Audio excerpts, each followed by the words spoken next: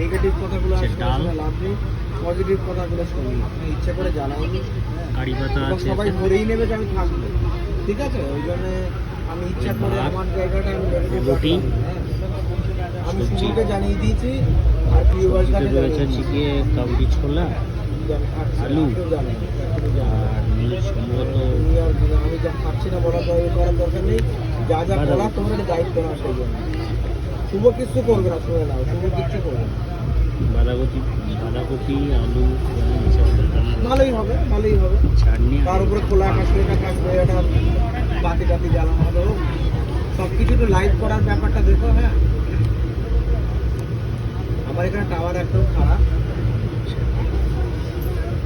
তো এটা জমজমাট হবে, একটু বেলুন টেলুন ফোলানো হবে। হ্যাঁ, যাতে একটু দেখতে সুন্দর হয়।